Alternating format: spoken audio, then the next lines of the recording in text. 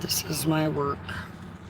I tell everybody I work at the bakery store in case I'm stalkers or something. Don't bother. I'm not there. Anyways, so we're going through and we are doing fan checks, and this person said, as Ice Cube said, today was a good day. So this, oh, I got some tinsel in my hair. Oh, I forgot to finish showing you guys. Oh, this is fun. Look at, my boss put some tinsel in my hair, and I'm loving it. I'm loving it. I'm kind of excited about it. I'm not gonna lie. What? Nerd. I'm kind of a dork. I like sparkles and stuff like that. So, it's kind of slow at work right now, and so I'm not gonna lie. Some part of me is thinking about maybe going home. I should do anything but sit in the car, but I have a client at 2:30, so I'm just like checking emails. Whatever the fuck that thing is, kind of works. There's a lot of activity going on around here lately because Xfinity is going to do the right fucking thing and stop making everybody pay fucking $2,000 for internet services that don't even work. So I'm glad that they're being accountable for their fucking behavior. Honestly. Because I paid like $200 for Xfinity for like years, dude. Since the fucking pandemic. And I just told them straight up, give me the best that you got because I got gamers, I got fucking Airbnb, I just got all the shit, you know. And so I'm like, just, give me whatever the best it is that you got. And they be charging hella money, and they have not been giving the best services. So we're going to go through, and we're going to just go ahead and answer some of these messages. And I'm actually going to be honest with you. If I see anything weird, I'm just going to say why I didn't respond. And I'm going to tell you at different times when I don't respond. This guy just looks kind of creepy, I'm not going to lie. And all they say is hi. You're like, hi. And then they say, sorry, it's so early. What are you fucking sorrying for? So, oh, creepy. Certified massage therapist. I'm not trying to be rude, but like when you look creepy and you do something with the human body and you talk creepy, all weird. So I'm just going to go ahead and just leave it alone. Because sometimes the better thing to do is just not say anything. Because I can get really rude and be like, you look creepy, you just seem weird. Good morning, Eric. I hope you have a great day. When do you want me to get you scheduled for your next haircut?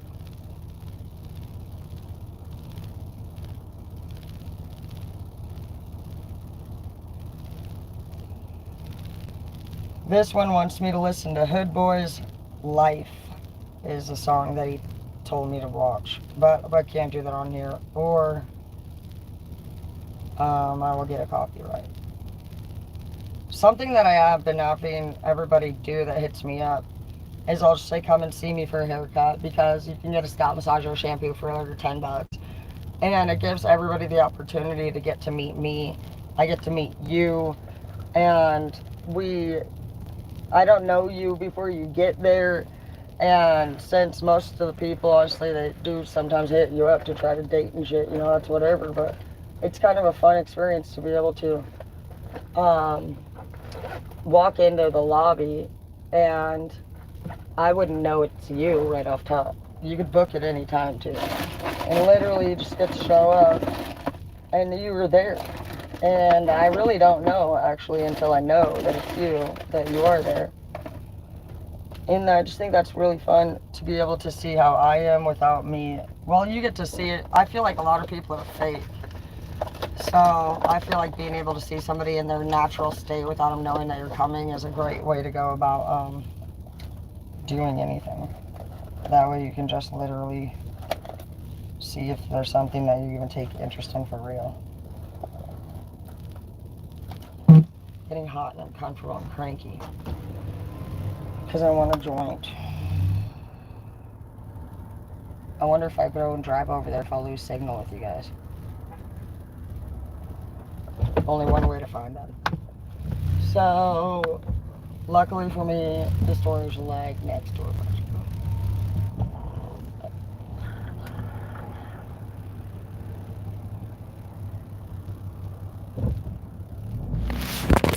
Hey, how's it going? Oh, wow. You guys are cute. Okay, so don't worry if you guys fall. I will catch you if you fall. That's a fact. I'm the masculine in our relationship, even though I'm looking for a real masculine. So if anybody thinks they can out masculine me, fucking hit on me. But not if you're a feminine dude. I don't like that shit. I don't get it. If I get a feminine dude, I will probably be rude, and I don't want to be rude to a feminine man.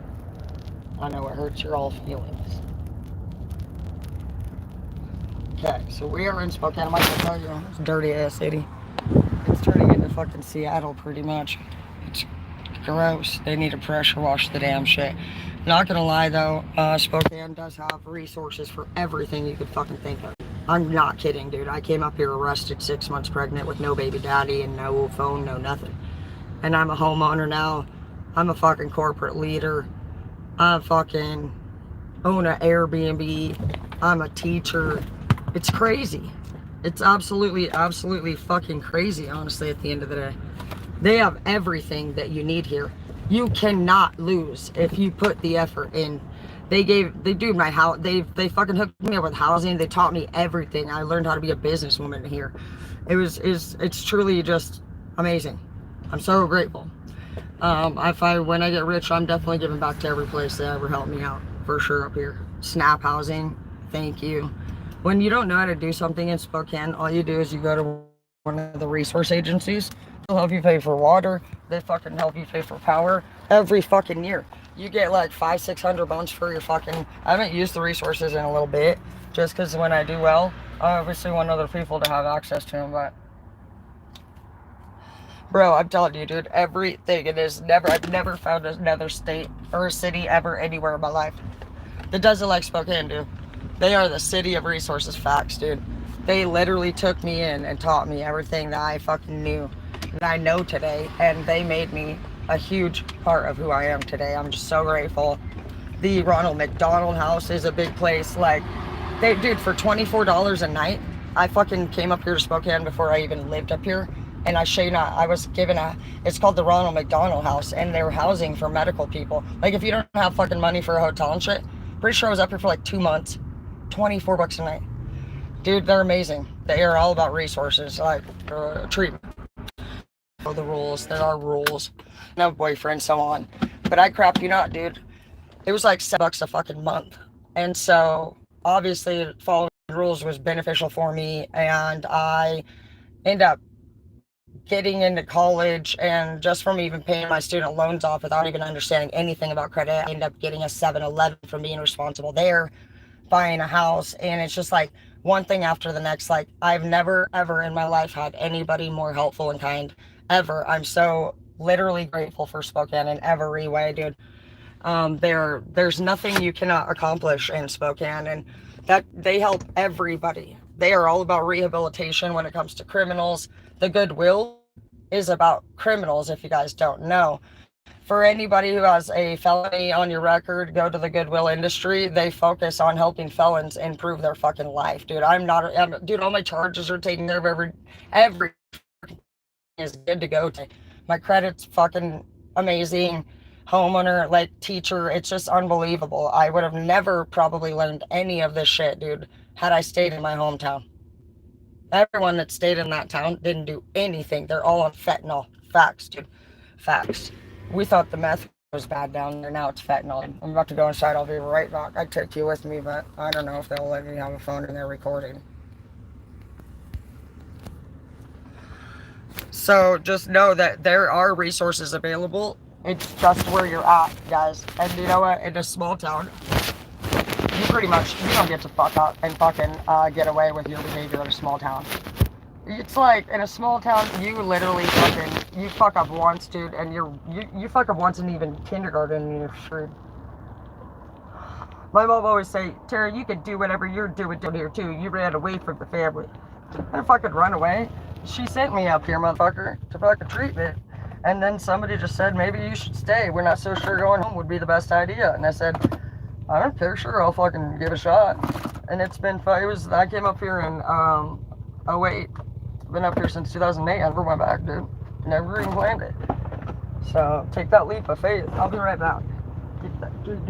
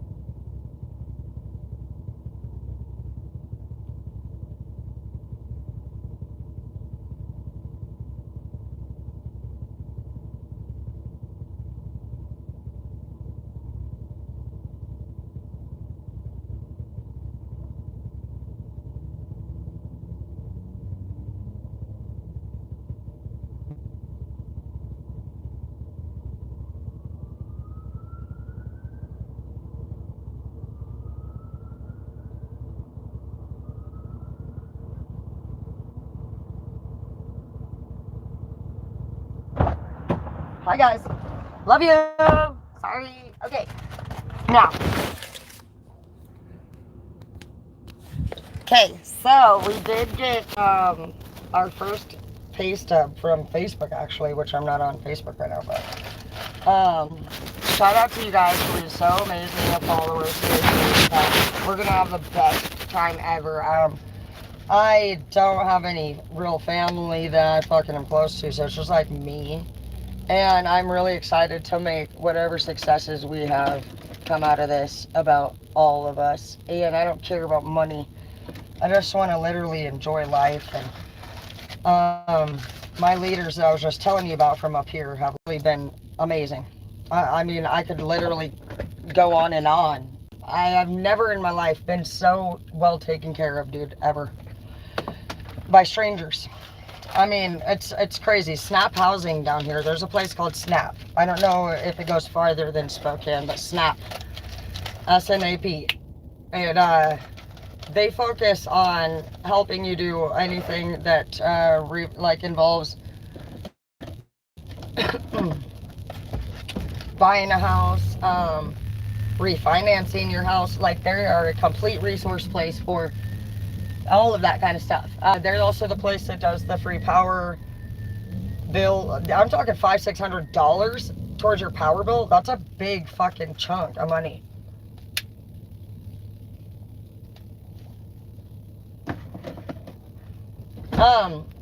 Well, when I broke up with Zeke, I got behind a couple months. Him and his girl, fucking Evans, the fucking ugly stretch marky baloney bitch that fucking I talk shit about fucking on my channel, decided to blow on my money. And I had left my debit card down with Zeke, obviously. Fucking I was working in Alaska, and he was supposed to be, and has never had a problem paying the bills. And they went and blew 2 months worth of bills they didn't pay. And I was about to lose the house. Learn a lot. I did in all of the things that we are. So don't be hard on yourself when you have a situation. It's very, very, very, very scary, and it's very stressful when we go through things like that. I understand. So I go into a financial depression personally when I don't know what to do. Finances to me are my main thing. Making sure that I can take care of my family. So if I take care of everything, then I start to panic and I get extreme. At work, somebody just didn't get what they needed. That's not something I accept into my life. So obviously I was even in Alaska in the first place to fucking make sure we didn't lose the house as it was. So if I'm gonna go out and be on the Bering Sea as a stylist, like, I don't really care. I just don't lose. I'm not going to lose. I'd be okay with if I didn't win, but I'm not gonna give up and just lose. And so I will push it out to the max. Like, when you're a homeowner, they offer all these different assistance programs. So I will try to my best to pay for everything if I can by myself. But there are tons of different assistance programs for you guys. They taught me everything that I needed to know about being successful. I'm the only one in my family who's bought a house. I'm also the only one in my family who went to college. So I'm the only one that got out of town, you know, and I learned none of these things. I have work ethic from my mom. I learned a work ethic on the farm. I learned how to protect myself, defend myself. I've learned a lot when it came to my mom and what she taught me. But it was a lot of survivor. There's a lot of survivor shit right there. You know, like what she didn't have. Being confident or being happy, that I didn't learn all that. I didn't learn communication. I didn't learn customer service. I didn't learn anything like that because my family doesn't work. I'm the only one who has a job as well. So it's tricky when you're coming from a place of that kind of life. And we were raised in a very fucking Stephen King, like, fucking Hills Have Eyes, fucking secluded shit type shit. So no, I didn't know how to do any of the stuff that you see me doing. I had to learn, and I've had to find leaders in my life that literally have just showed me how to do all these things. So if you want to buy a house, which I totally recommend you guys do, or if you guys need any help with credit building or anything, I love to teach all of that stuff. I'm I get very passionate when it comes to credit building. I understand all about how to properly build credit and what amounts you're supposed to be spending off of your credit card and how debt versus ratio. affects your scores. Like, I can help with whatever now, like anything and everything that you need help with. Like, I just feel like it's very, very exciting and very important that we teach each other how to do those things. And just know that in your town, you may be limited. Like, if you're somebody who's already got a criminal history and you fucking trying to turn your thing around in the town that you got your charges in, it's pretty much near impossible. And it's not a bad thing to leave town. I didn't plan it, but I'm so glad I left. When I left town,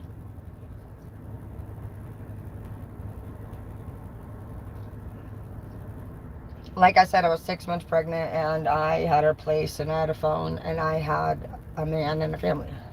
I had a son too. So when I left, it was very spontaneous. It was either I signed up for treatment or I went to prison at that time. And I wasn't going to go to prison and have my baby in prison, which is a crazy thing. That if that's a case, if that's really true, dude, there's supposedly a prison called Purdy, and you can have your baby in there. I'm not. We're going to have a no kid in prison, dude. What the fuck are you talking about, bro? If that's really the case and that's actually legal, I'm going to have to look into that. But I just, obviously, I was proactive, and I just prevented that from being my fucking only option. And I called my mom one day from jail, and I found out I was about to get charged with another charge. I was on probation, and I was already in jail for some other crime. And me and James were like Bonnie and Clyde. We ran away like fucking villains. And I went from being a straight A student that was going to law school to a fucking convict in a red Astro van, pregnant. So life changes us very quickly, but that's what is cool about being an emperor or an empress now, that I understand spirituality. I'm like, well, that's fucking awesome at the end of the day, because that's what it's really all about, is us going to those places and those levels and those rock bottom places, and then pulling ourselves back up out of there and finding different ways that it works for us. When people are lost in that darkness, they don't know what to do, and that is why they don't change. I can tell you that from experience. Every person wants to be better, feel better, do better. Just because they know, oh, I have an addiction, or oh, I fucking have a charge, I'm a criminal, that does not make you a bad person. I felt very poor about myself for many years, going from a law student to a fucking criminal. I was told from the mouths of the people that were supposed to love me and encourage me, and also be accountable for where I learned many things from. I started using with my parents. So to have your parents talk down to you about your use is kind of not really, doesn't have a lot of meaning in a positive way. It means you're a hypocrite and you're a fucking liar, in my opinion. And basically in my opinion, a lot of the people from that generation, in my opinion, they literally fucking do all this crazy shit. And then we grew up in houses, and we did it too. And some of us end up getting out and changing our lives and doing something with our lives, but it was not from fucking the skills that we learned in those houses. So that's what's annoying about it, is that they literally, we learn all this shit in our childhoods, and it's not about blaming. It's about your ability to be mature enough to understand, literally, dude, fucking this is what happened to people. It's not about making excuses. Some people are so cruel and ignorant that they will say things like, well, that's no excuse to fucking do it. Nobody's saying it's a fucking excuse, and when they are saying it, you know they are. Some people are not making excuses. They're trying to actually talk maybe out loud. They're trying to talk it. Maybe they're trying to put it into something they understand. Maybe they're just, who knows exactly. They're going through the reorganization of understanding and processing what happened. And that's what we were talking about. If you guys go on my Facebook channel, Tara Dana, I did a live read last night. You do have to put in a friend's request to see some of them. And also on this channel, you'd have to be a member to see some of them, because some people are just fucking dumb. Like fucking Baloney Boob, who's stalking my channel, like all the other narcissistic bitches that fucking say they have a problem with us but can't get enough of us.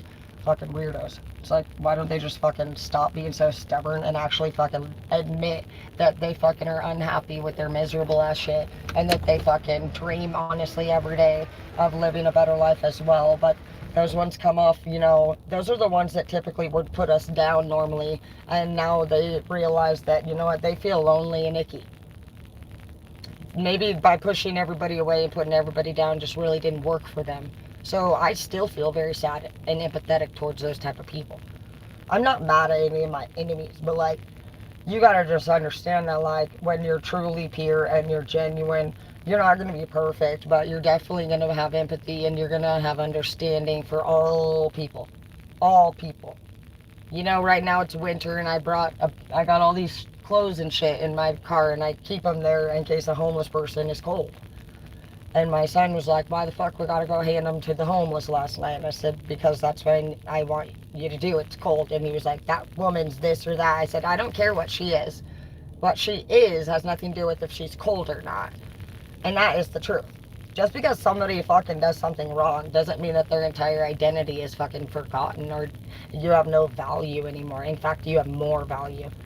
You have more skills and value the minute you go through something else. It doesn't matter if it's good or bad.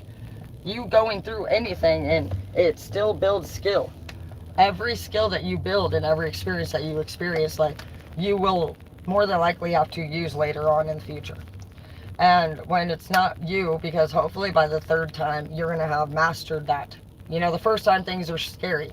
Second time, you're familiar with it. And by the third time, you're feeling a little bit or even more confident or completely confident, cockily confident. You should be feeling those stages as you go through experiences, like freaking out. I use changing a tire or a tire going flat as my first example ever. And I basically say things like, well, it is true. Whenever we have a flat tire, dude, you instantly get freaked the fuck out and you're freaking out and you're calling everybody and you're like panicking. You got to be at work, whatever the fuck. And then somebody finally shows up. You're just showing all this gratitude and you're like, thank you so much for helping. I'm so grateful. You're calling your boss. You're like, I'm on my way. Or you're not coming, you know, one of the two. Either maybe you're just an excuse maker and the minute your tire went flat, you just fucking called like you were devastated and everything in life just is against you. There's two scenes that go on. You're either going to be there as soon as you can, you're so sorry, or you're fucking just, you have an actual, for real, for the first time excuse this week to actually tell the truth and not come in, but you call out all the time. Either way, the second time, you should feel a totally different feeling than the second time it happens. You should have been either feeling confidenter and remembering if you paid attention to what the fuck they just did for you last time. If you're not somebody who notices that you pay attention when things occur, you're going to have a big problem in the future. You need to, when you ask for help, stand by and watch what they're doing. Your job is to fucking learn how to do that too. You're not just a fucking getting rescued. You're not a princess. And the reason it's great if you could be a princess, fucking A to you. I didn't really like that last one that much. I'm weird about how they burn. But, dude, like, as much as it's amazing to be catered to, if you guys, I don't know if you ever saw that movie, Brittany Murphy, who passed away, also from just kind of being, they don't have adult skills, guys. You guys, you know, the average person, they're not feeling like they're 18 anymore until they're about 28 years old is when people are now acting as if they're 18. So what we were doing at 18 back in the day, people now in this day have become so digitally, like, they're addicted to the fucking tablets and fucking sitting on their ass pretty much. And if you think about it, how many people do you know that can stand for 4 hours straight and do a part-time shift anymore? And that was weak for us in the old days. We were never really wanted to do part-time anything. You're going to be wanting to do full-time if you ever could. So the fact that people can even, you know, get by with all of their slacking, honestly, is pretty fucked up in the end overall. Even if you're like, I don't do that job, or I don't do this job, or I don't want to do that job, don't bitch then when you go to fucking the restaurant and there's no fucking staff for you to fucking be served promptly. When you want to walk in and you don't want to learn the updated shit and fucking how technology's working in a way that helps a business grow, but you can sit there on your stupid smartphone and fucking play on your dumb shit that you do all damn day long. I see that happen all the time. Snooty ass people literally saying they don't do the app, but they're holding a fucking brand new iPhone, the newest of the newest. You look like an idiot. You know, you do the app. You just straight up think you're a spoiled little brat, and you fucking think that we should serve you when really it's available now online, and you can actually handle that part of the system by yourself, which would be actually convenient for a lot of people. because we wouldn't have to step away from services, which would allow all the stylists overall to literally complete faster. If you're thinking literally how we can all work together to be most productive, you would see how many, every fucking time somebody does their own check-in, that just saved 4 or 5 people on the clinic floor in every fucking salon around the world from stopping what they're doing and actually going and doing something yet you could actually do your fucking self. And trust me, nobody wants to learn the shit. But when you have the ability to do it and you just choose for another person to do it for you, that's bad behavior right there. Because you're slowing down the productivity of the world. That's why. The world needs to fucking be at its best. And we're actually built. And the ages that they choose things to go off of for supposedly when we can or can't legally do things, the only thing that's changed is went from 18 to 21 on smoking drugs or buying cigarettes or anything. And so I actually work with OSHA and Human Resources regularly. So one of my jobs is to actually work with the government and figure out what the safety and sanitation policies and laws and regulations are. I've worked behind the scenes of every fucking agency you could possibly think of when it comes to knowing what the laws and regulations of things are. And that's what you'll need to know whenever you're handling anything as an adult procedure.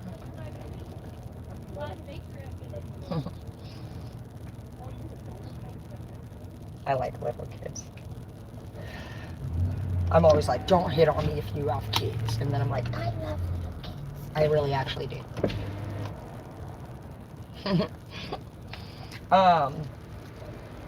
Whenever a procedure or a policy changes within your business or your workplace, if you don't know, so I know everybody doesn't know at some point, then you just figure it out. It's because something happened. A client got injured or damaged of some sort and they've made a complaint. Based off of how many complaints people get, they have to change or update the policy. So when those things happen, it's anytime something changes within a professional setting, it is necessary based off of these statistics or a complaint system or a compliment system. It's all based off of actually valid shit. They will go in and they're going to review everything quarterly. And they're going to look at statistics based off of the averages around the world. You can compare your businesses to everybody's around you, anywhere nearby, anybody that's like-minded, any of the same stores. You can go all the way to fucking China and see what their shit looks like, what they're doing, their technique, blah, blah, blah. So that's somebody's job, is to actually be a marketing researcher. And, an HR coordinator and things like that. They're all different. Everybody has different purposes. There's so many jobs available, you guys. Like, if, like, dude, what some that's crazy is literally the dude who makes the shampoo bottle doesn't even make the fucking cap that goes on the same shampoo bottle that you buy the shampoo. So it's like, if you really start to, like, get more and more into, like, professionalism and shit, you just are going to be, if you're somebody who has any want whatsoever to work or do anything for yourself, if you're not just a lazy piece of shit, you're gonna find something that you love to do. And like, the world is so big, dude. There's literally a job for every fucking possible thing you can think of. It's just like, I get so excited about it. I worked at the WorkSource office too and helped people build resumes, and that was one of my favorite positions for sure. I got to be in charge of the computer labs and the resources, the classes that they taught all these resources for. So that was, dude, where I actually like physically came into contact with options to choose from when it came to resources. But since I was a little girl, I've been playing fucking Office. And I was doing it on 5-gallon buckets in the middle of my mom's farm fields. And I would have everybody that I knew sit down and come up with some fucking plan of actions about where they wanted to go with their life. I remember being in my youth always just thinking, where are we going with our life? Where are we going with our life? And I remember asking everybody that I know, even my brother, what do you want to do when you get big? And I just really value your guys' future, and I value your happiness. And I can tell you right now that for 13 years I've been doing this legally or licensed. I've been a teacher since, for the last several years, 11 or 12 on the teaching. And I've been a corporate leader for 13. And I've gotten to graduate thousands and thousands of students. And I've got to manage and train and hire and fire and everything, and I got to travel. I can't even believe it. I literally cannot believe that that's the life that I ended up living after coming up to Spokane. And I was literally a felon, and I was pregnant, and I kept that fucking pregnancy a secret for 5 months because I was going to get into trouble. So I just want you to know that life is going to be painful, and it can be. You can end up doing a total turn, on yourself, and one day wake up and you're not going to law school anymore, and you're locked up, pregnant, sleeping on the top bunk because nobody likes you in jail. So your fat ass, 6-month ass, bitch ass, pregnant ass self is going to the top bunk, and you're fucking, nobody cares about you, and you just gotta suck it up and deal with it. Because that's what the dark night of the soul is, and that's what a tower moment is. And for those of you who think that you just lost it all, or bad things happen to you and you don't know why, look up Tower Moment and Dark Night of the Soul, because it's an actual thing. I talked a little bit about it last night, but it describes what the fuck exactly you're gonna go through. And it talks to you about why it's happening. And it makes a lot of sense. And they happen because we're living a fucking bullshit ass lie a lot of times. And for me at that time, I was in a very unhealthy relationship. I was becoming a teen mom. I was partying. I met somebody, and next thing you know, I'm pregnant and dropping out of school and running away in an Astrovan. I was disrespecting the whole world at that point in my life. And I was off path. And everyone around me had said, Tara, what are you doing? What do you mean you're doing this? What do you mean you're doing that? You know what I mean? God didn't immediately act out. The tower moment doesn't come to you because you're getting punished for no reason. Tower moments don't come to you either because you have to learn a lesson to go to save the world either. Tower moments come to us because we are very intelligent,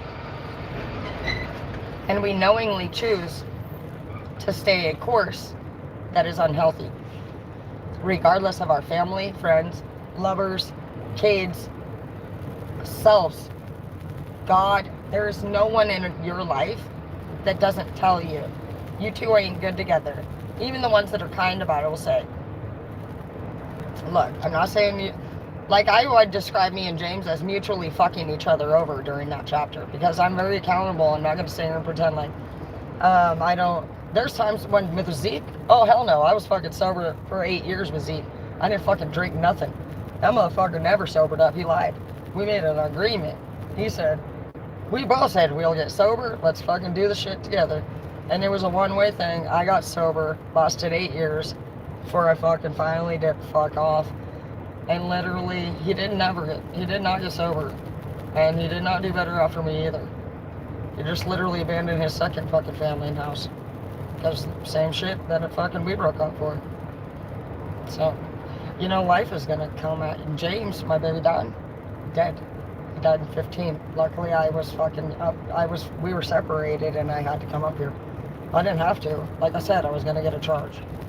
And basically, if you're on probation and you get a charge, whatever you didn't go to jail for last time, because they'll say, you're scared, obviously, when you get arrested, we're fearful, are we going to get a ticket, or are we going to get arrested and go to jail?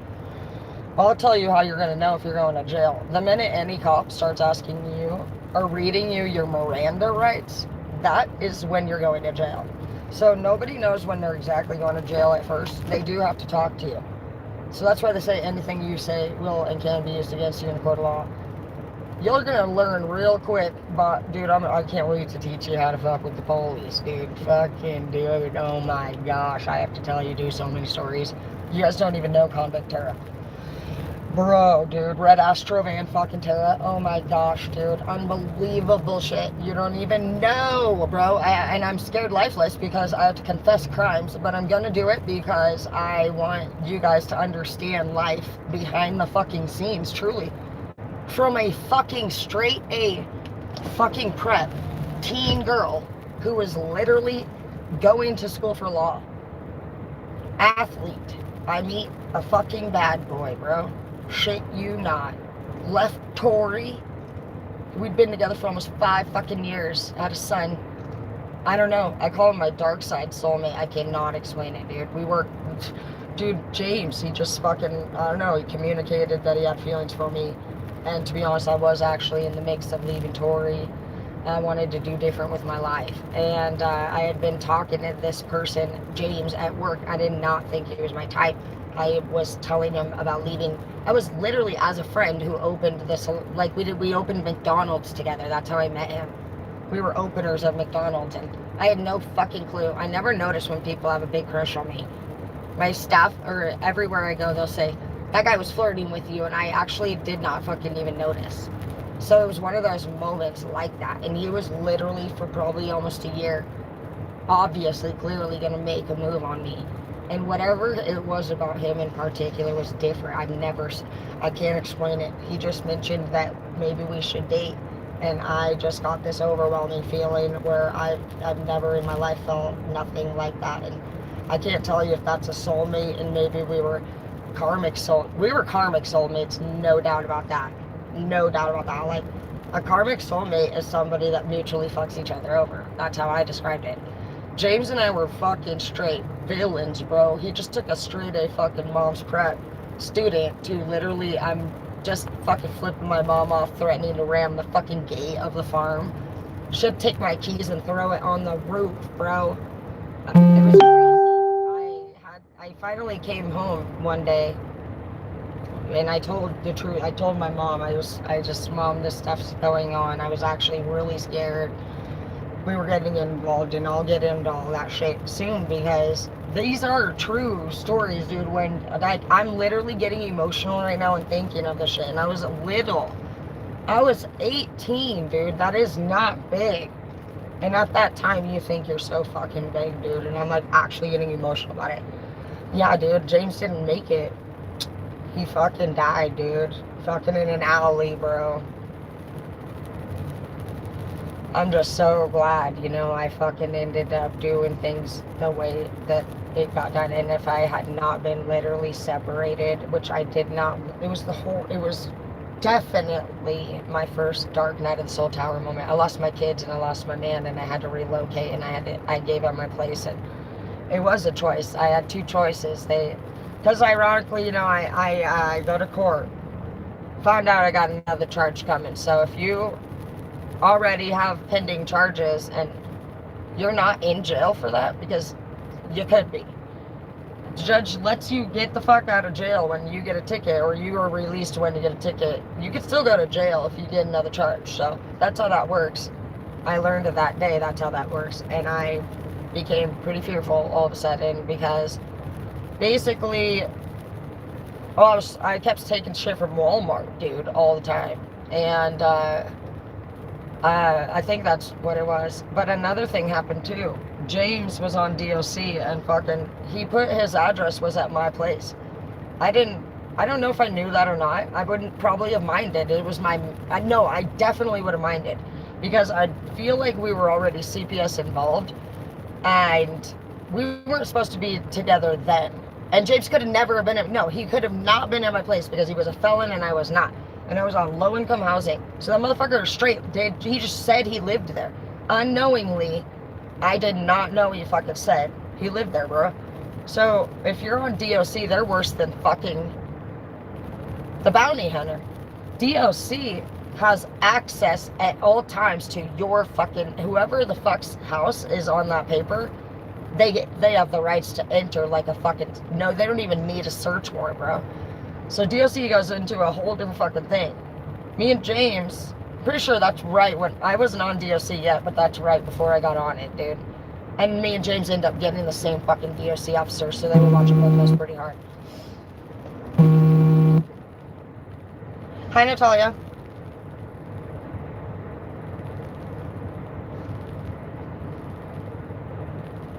What's that? Oh, sorry. I'm good, how are you?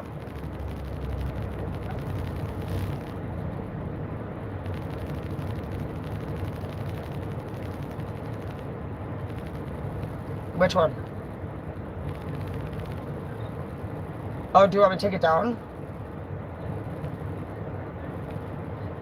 Oh, are you... Oh, sorry. I love you. No, I just think you're a badass. Okay, and if I say you're Ukrainian, can I still say that you're a badass and that you'll kick my ass if I don't do what you say? Or no? It's a positive thing. I know.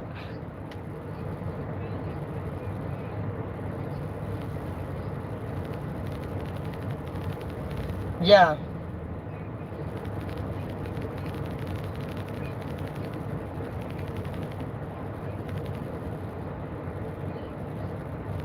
Okay. Oh, I had two best friends. One was Ukrainian and one was Russian, Tanya and Oksana. So they always did the same thing. They was always like, I'm not Ukrainian. But yeah, I'll take that down. Is it on YouTube or is it on Facebook? Okay. I'll... No, I just think you're a badass. You're welcome.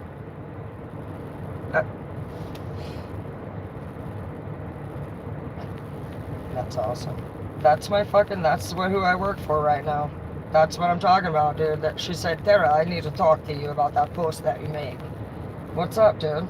I'm scared for my life at this point. I twerked last night, you know, I don't really know where we're going with this. She said, we are not fucking Russian, we are Ukrainian. See, is that shit not fucking hilarious, dude? She's not... That's why I fucking love these people, man. They're just... Who the fuck says that shit, dude? That's the best ever. They are always like that, too. My friends, they always say that. They want to make sure you don't fucking confuse the two. Okay, so let's see. Come see me. Anytime anybody, if you guys ever want me to take anything down, just let me know. I never mind. This shit's fun. Who the fuck are you, bitch? Kill him. I love you, Sherry. Y'all better not got blood on my pants. I love God. Watch what the fuck you're doing. Idiots. I could sell you fart in a jar. How much do you buy it for? Who the fuck are you? Shout out to... What do you got? Kill him. Okay, I'm just gonna say gaming. Are you dog? Like, cause why is there an E after that? How do I say that? Doggy. Doggy. Snoop Doggy. Dog. He was cool until he changed his name to Snoop Lion, and I'm like, what the fuck are you talking about, bitch? I mean, after that. Look at this sexy picture. You guys need to add me on Facebook, but look. Oh, yeah. I just love looking good for you guys. I just want to look good. Oh, no, I love you guys. So, anyways, you guys are so sweet. Thanks for talking to me. Show my feet. Okay, I'll do you guys some stuff. I'll go. I mean, I'm not really, like, I'm learning you guys as I go. Okay? I'm just a normal fucking country girl who literally was held hostage, like, on Dolores' Claiborne fucking farm. And now but the Russian, the Ukrainian, I want you all, she's like, no, Tara, no. She said, you have problem with Taurus women, huh? She said, I'm much worse. I'm Scorpio. Right. The shit's hilarious, dude. I love these people. No, I need a motherfucker like that in my life because I'm wild.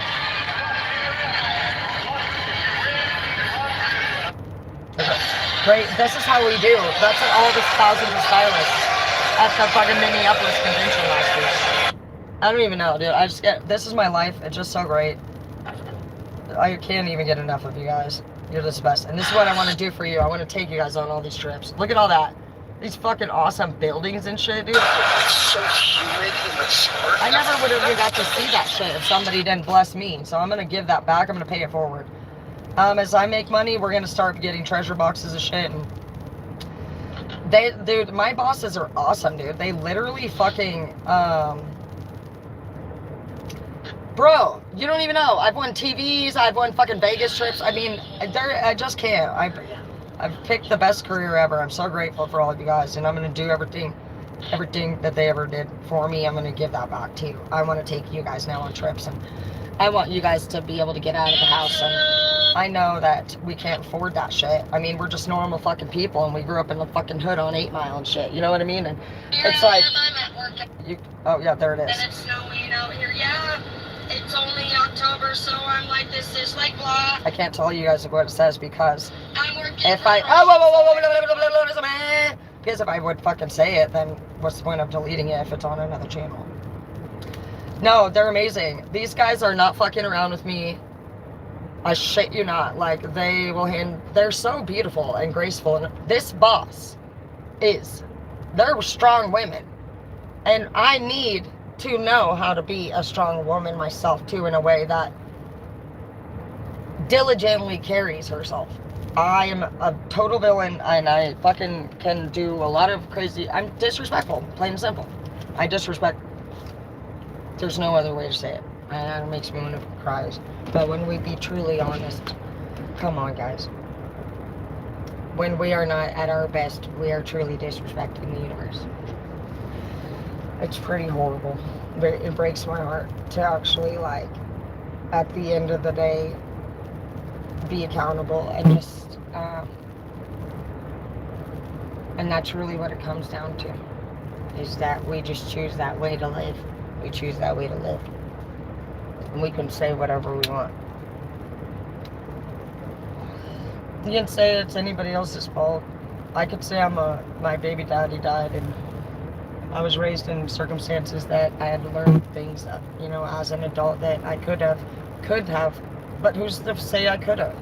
I learned great things as a child. And I didn't learn how to communicate, and I didn't always learn how to fucking be kind. I was in survivor mode my whole life, but I learned extreme work ethic. I learned how to plant total produce, absolute. There's no boundaries when it comes to how I can take care of ourselves. Like, I could do complete farm, from underwater plumbing systems in your orchards to pruning trees to anything. Changing the handline, hot wire fencing, how to raise the animals, fix a roof, anything. Build fences, get the bull back in. If you got a bull out on the street, I can get that thing in, no problem. We know how to do everything. Buck hay bales, everything. Everything. Put ceiling fans in, I can do whatever. I'm total journeyman, actually. I try my best anyway. I love learning that stuff. I'm super passionate about journeyman shit. So, just know that that's what I mean when I say skills at the end of the day. You gotta have them. I wonder what's gonna happen. Oh, I'm gonna tell her it's done. Because I handle it. You guys just let me know.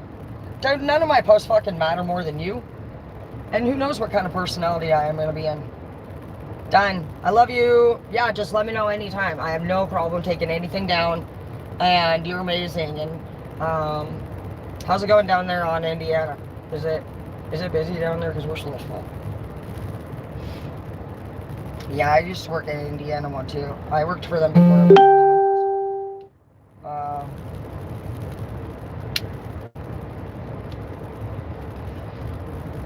And she's even more amazing now that I'm back. Like, she was pretty intimidating at first.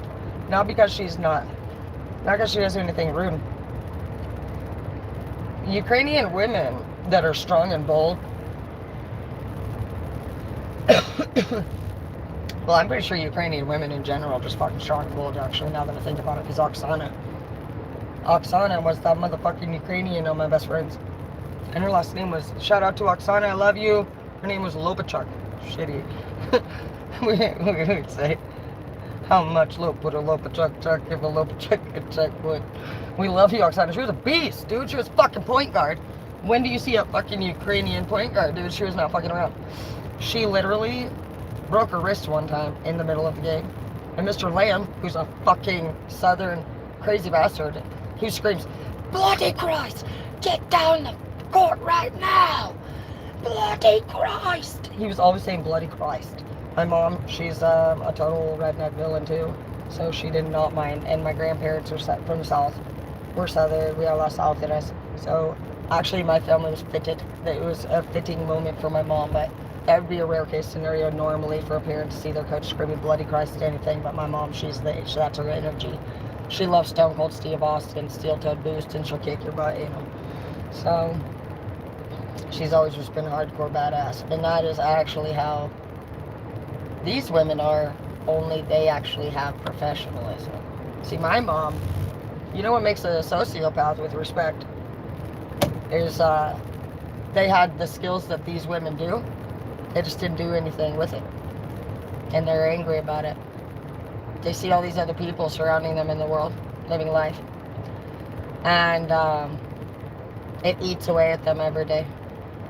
They stopped living the boyfriend before their first baby daddy. People do go through the Great Depression during their breakups. All of us do. But some people don't move on. The ones that don't move on in their early 20s stay angry their whole life. That's a sociopath, guys. Sociopaths are bitter and hateful because their ex left them and didn't stay when they demanded that they do things out of anger or control. And basically, that's what develops a sociopath, is that they try to control somebody through a bitter, hateful tactic, and they just, whoever you were, you say, "You're tripping, bitch," and they left. That's what the fuck happens. It's literally that simple. I love psychology, and literally, a sociopath is okay, so they're usually the attractive or dominant, sexy, popular woman. They can be popular or dominant and ranked up based off of their look or their personality. So either way, this is going to be the girl who actually does get with somebody who's pretty popular. They target the popular people, and they appear. See, these people are fake. That's the thing about being authentic. You have to be authentic because it will not universally work out. You can get the man or the woman by being fake and looking the way you look. But at the end of the day, what happens is, over time, who you really are is starting to get upset, irritated, annoyed, and you're having to now continue to fucking not say things or deal with things, or how you are dealing with it. You have to come in from a complete different mindset because you're faking your personality around this person. That's the thing. It also creates borderline personality disorder. So borderline personality disorder is somebody who fakes their actual character in front of all people at all times. They don't have anyone that they act the same in front of. These people tell a lot of different random stories. They make themselves appear and look different than they really are at all times. Facts. Plain and simple. What happens to a borderline personality disorder person is that they forgot what story is really who they are. That's crazy shit. I just learned that last week. Like, I've always talked about BPD, but bro, I thought borderline personality disorder was just kind of like how it sounded. Maybe you're somebody who maybe talks to yourself. I mean, shit, fucking for all we know, I could have damn fucking borderline personality disorder with as many fucking times as I talk to myself and make these videos even alone. It's not that at all. What happens to BPD is they have actually now pretended to be somebody so many times, they forgot who the fuck they really actually identity is. That's crazy. Is that shit not deep? So we'll learn a lot more about this, and it's for the purpose of just being able to peer out into the crowd and easy peasy, eat this bitch fucking socio. Socios are very, very dangerous because they're fucking very aware of what the fuck they're doing, and they're coming from a place of hate and anger. And a narcissist actually is pre-wired to be a narcissist. So what that they do is they just go through a life experience, and basically it activates it. It becomes activated. But yes, they have it in their DNA prior. And a psychopath, they were born without the part of their brain that can ever feel bad for anything they do wrong. They don't absolutely feel bad. They don't. They don't think it's wrong. They don't see anything wrong with it. They're chill as fuck. Their brain lacks the literal area that would normally hold what you think about. Your natural brain would tell anyone not to eat a human being like Jeffrey Dahmer shit. But no, it not only doesn't have the part where it feels bad, it doesn't feel bad.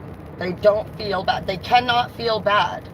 The only thing that a narcissist or a psychopath, narcissists are on a lower level, psychopath on the not feel bad, but both of those two sets naturally enjoy seeing people go through suffering. It's in their DNA. So the best way to make yourself understand is that if you're in an argument with somebody and you disagree very heavily on both ends, as much as you're annoyed that this person's not understanding where you're coming from, and you keep explaining and they keep explaining and you're going back and forth and you're like, fuck, forget it, you know, you obviously don't fucking understand, you know, we've all been there. It's defeating. Why the fuck didn't anybody notice, literally out of respect, like, that we, both people are arguing and mad, for one. Step one. It's like we were sitting there being rude to each other and arguing and yelling, and we wanted our point to be understood as if theirs didn't deserve to be heard, or ours was the truth, or what it was. And I can tell you that I've found many times that my point that I wanted so badly to fucking be proven, for one, was wrong many times. And even more now today, I just feel, that's what I'm saying, you will go through time, you're gonna start to feel true empathy. What we feel when we lose things, usually at a younger age, is we just feel the sense of loss. And the heart and the brain, it grieves all things you lose the same, on an equal level. It just depends on your attachment, the level of attachment you have to whatever it is that you lose at the time. Like, for example, you could be, my dad and I didn't hang out with as much at the time as my brother. My little brother was closest to my dad at the time when he died. And I do believe that that matters. And I do believe that he's suffering more than a lot of us are. Absolutely, absolutely. My heart goes out to him, truly. We all lost to dad, but whatever it is that you're closest to and most attached to is the depth of the grief that you will go through. My baby daddy and we were not dating when he died, and I was clean, and I knew he wasn't. I wasn't able to actually do visitation with him because I felt like he was on heroin, and we didn't use heroin, and so I felt like he needed to get a UA and all that shit. And I ended up just having that intuition, and I didn't feel like it was appropriate to keep letting him get out of jail and show up for once or twice a year and just decide how often he was going to see our daughter. I didn't. I did all my services, and I was doing what I needed, and I don't know, I was becoming a respected to myself type of person, and I just didn't. I'm really grateful that all ended up happening. I mean, it was very hard for me to leave him, and I loved him very much, but had I not done what I needed to do, I could be dead with him, or just still stuck in that town and on fentanyl, more than likely. I mean, I don't see how I wouldn't be dead or with mass diseases, realistically, because he got diseases after. And he was upset that he had it and I didn't. And I remember him over and over in the way that he spoke about it. He called me out of nowhere and told me to go get checked, and I did. And they say, well, it can lay dormant for up to 6 months. So 3 times for 6 months out. Every 6 months I kept going and getting checked. So it was a total of an 18-month span. And every time, luckily, I didn't have anything. And I could tell he was disappointed. He was the example of somebody, and I knew he would do that too. I saw his cruelty in the dark world. I saw cruelty of his in the dark world. Facts. He would try to force people to do things that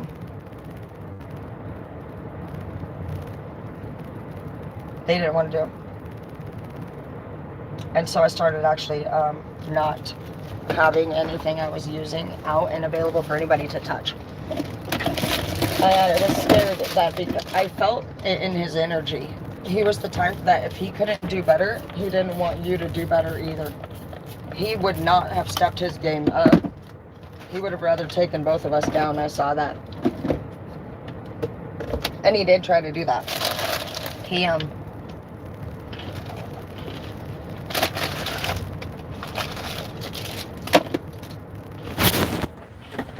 He stuck a note in a CPS worker's door one time and tried to make me lose my daughter because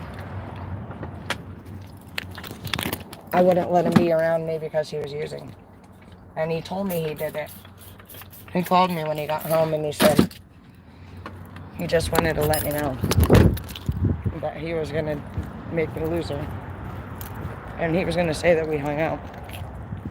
And if we had hung out, they were going to take her. I went to that door before she got there and I was able to pull the note out. But you got to watch out for people like that. I'm about to go in. I love you. Deuces.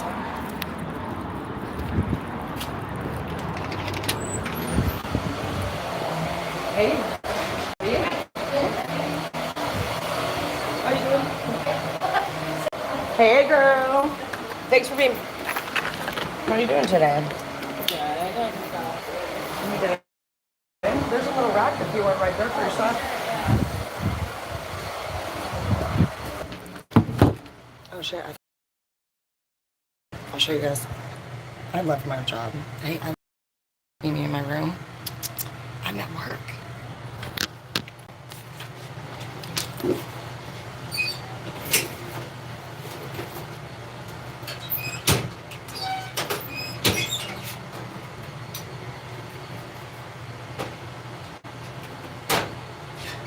Okay.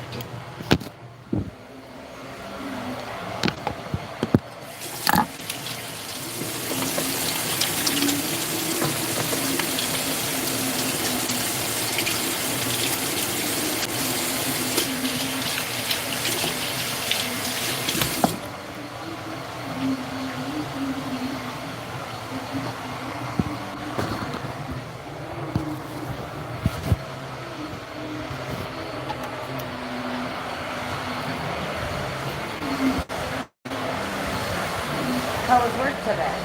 That was good. Good. What do you want to do?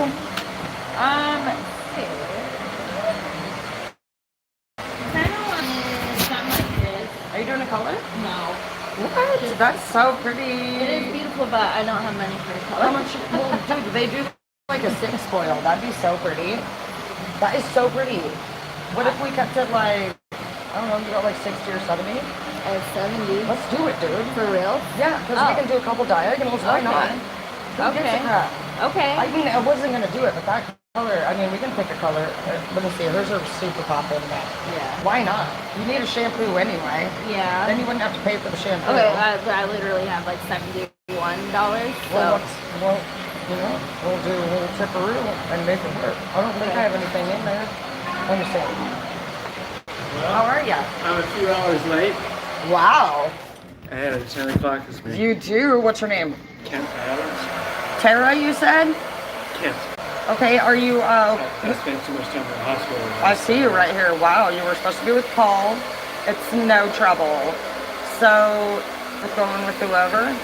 Yeah, I don't think I have much choice. All right. So, go ahead and take a seat, and whoever's next will grab you. Okay. I'll be here. Okay, no running in the lobby. Yeah. I just checked the call. Right? Okay. Boom.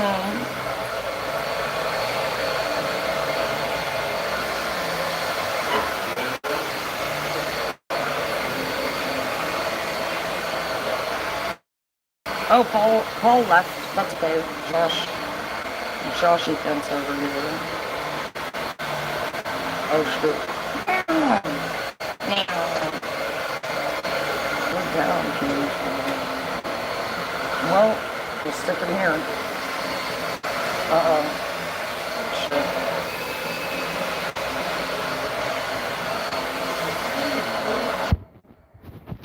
Yes. So what about your haircut? Just a couple inches off, kind of touching up those layers, all that goodness? Or we can even do an all over. Well, I was kind of wanting wanna like do- that haircut or whatever, like That's that. good. It's not, I mean, I already have layers and all that. So Yeah.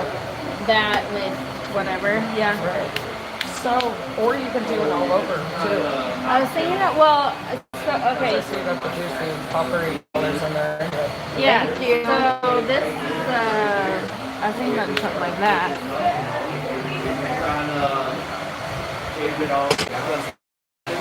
Dana. You're welcome.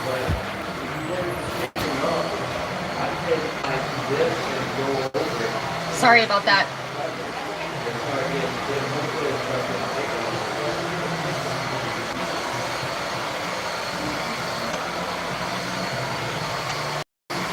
All right, tell me now. Sorry about that. So this is actually the color I was thinking of doing, or like it could even be darker, look like a Well, that's going to take us to in the copper. It's always, it's always going to be going a little more and more bright. You know how it goes.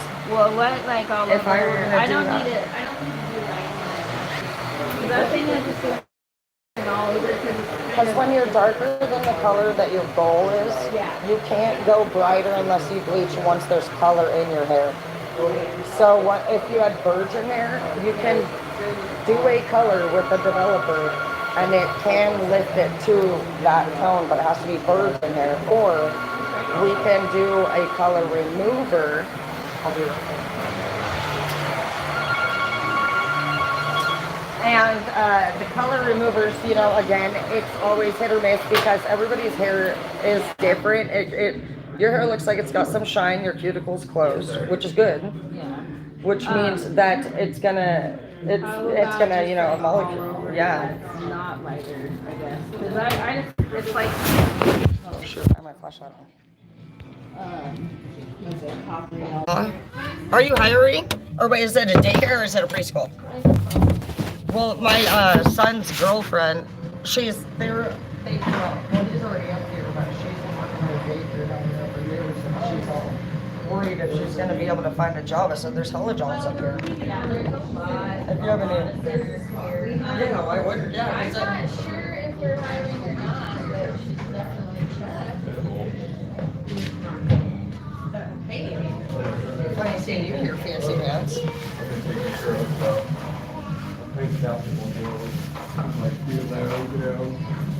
That girl's pretty. You're pretty. Josh, is that me? What's mine on Josh? Is she beautiful?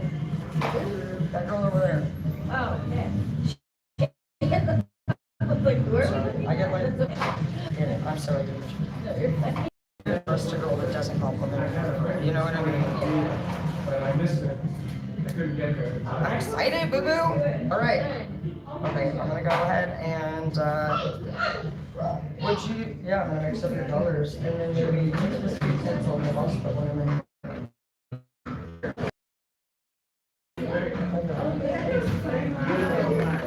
All right, ready. Buckle up. No peeking.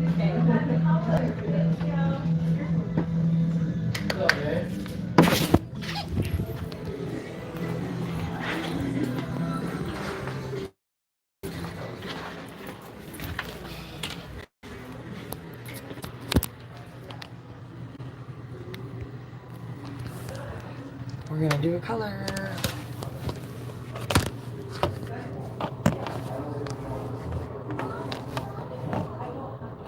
Guys, follow me. Come over to my Facebook. Tara Dana. Tarah. I'm gonna do it over there because if there's music playing in the background, I get in trouble from YouTube.